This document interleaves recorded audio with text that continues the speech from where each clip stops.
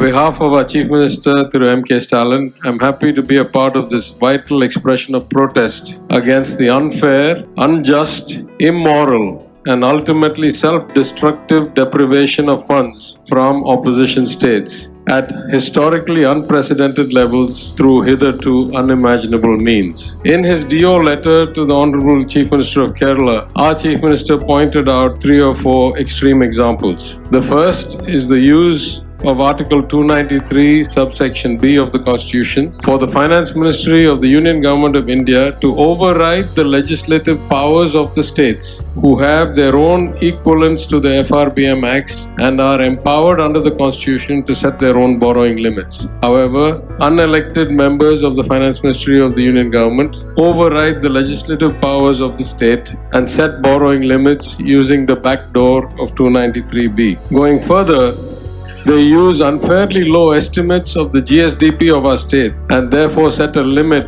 as 3% or 3.5% of a much lower GSDP than those actually realized. Further, they force us to take any debts incurred in the public sector undertakings like the electricity board onto our state financing limit. And finally, he pointed out that schemes like the Chennai Metro, where the Government of India should have infused its share of equity and therefore remove those borrowings from our borrowing limit. They have refused to do so for many years and forced those borrowings onto our balance sheet and therefore affect our overall borrowing capacity. The Chief Minister has already pointed out the many ways in which we are deprived of our share of funding, primarily starting with the excessive use of surcharges and cesses, where the Government of India does not share those revenues with the states, and instead, at its own discretion, in its own schemes, decides how those should be distributed. At one time, Tamil Nadu used to get about 70% of its revenues from the union as share of taxes and 30% under central schemes. Right now, we get less than half our revenues from share of taxes and the other half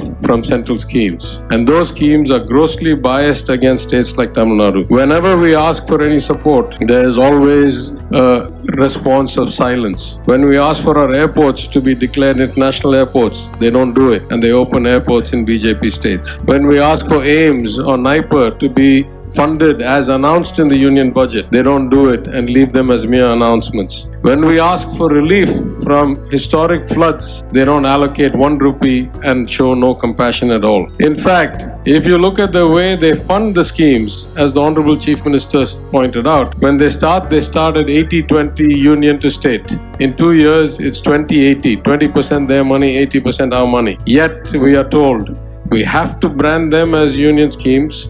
We have to use the Prime Minister's name. We have to use the Prime Minister's image. Otherwise, we will not even get that 20% of the funding. With the way that we are going towards direct benefit transfers, it will not be too long before most people will not see the image of Mahatma Gandhi on the rupee notes, and instead will only be required to see the image of the Prime Minister on the identity of the scheme. These kinds of biases have been aggravated and exacerbated by the nature of GST. Many say that it is an example of federalism. I'll say the good news. The Union Finance Minister, whenever she chairs these meetings, is unfailingly courteous and allows everybody to speak. But that's about as far as federalism goes. The Union government gets to decide the agenda. It gets to decide the composition of group of ministers. It gets to nominate the chairman. It gets to have every control over the mechanism, and by design has 30% voting rights in a place where you need to have 75% voting to pass any resolution. It can deny any resolution it likes, and for the states to pass any resolution against this union's interest, you will have to get at least 15 or so states lined up to go against the union. This is not federalism. If we say, so you cut our actual allocations, you cut our funds, let us at least go and borrow them from the market. They reduce our borrowing capacity in every way possible. They cut our GDP from their own CSO's estimate to some artificial level, force us to take some percentage on that, 3.25%, 3.5%, while they, in a shameless sign of hypocrisy, consider it a brilliant outcome if their fiscal deficit is 5 or 5.5 or 6%, but hold us to limits like 3 or 3.25 or 3.5. So they will not give us money and they will not let us borrow. What are the other channels available for us? We want to get foreign direct investment. What do? They deny us permission to go overseas to seek investment. The Foreign Affairs Ministry routinely rejects applications from state ministers to travel overseas. They retard or delay inbound missions who come to meet us. They divert investments to their preferred states and to GIFT City. They restrict the World Bank or ADB from funding more than one project in one state in a year, and they delay or stall FIPB approval and cabinet approval. In every way possible, they want to constrain our fiscal flexibility and our ability to service our people's needs. And yet,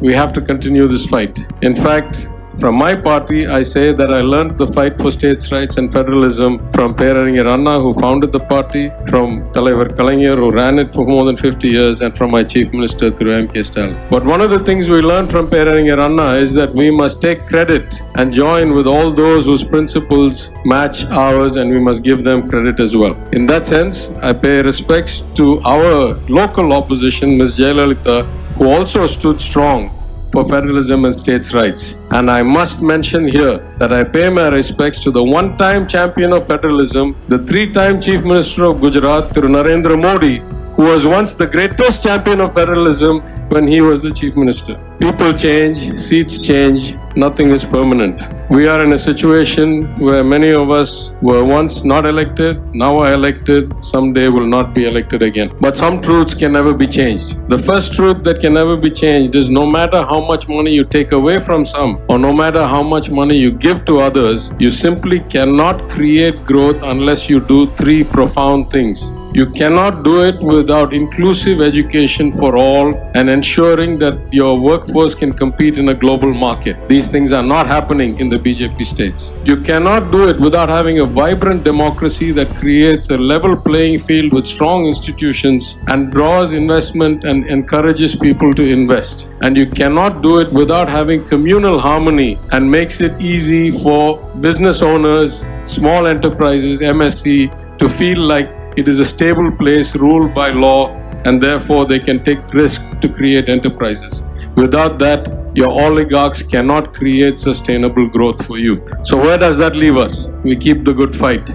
And we must remember that there are three magic values that make us invincible and protect us against all the onslaughts against federalism the pro-authoritarians can bring on us. The first value is our culture. Our culture of inclusion, of harmony, of self-respect, of social justice, of equal access, and of education as the basis for progress of society. We must protect our culture. Second, we must remember that compassion is the best quality of the governor, not strength, not power. For those who are continuously in a fight, they can keep projecting strength and power. For those of us who have come to serve the people, it is compassion that defines us. It is our ability to protect the weakest and to provide for those most in need. And finally, it is competence that is our value. We must strive to do better every day, even as our resources get cut. We must bring in better advice. We must improve our own execution. The more learned and educated we are, the more we realize we need support from others and the input of brilliant minds. No one is all-knowing. No regime lasts forever. Our job is to stick to our values and hope that someday people start thinking, like me, I am a believer.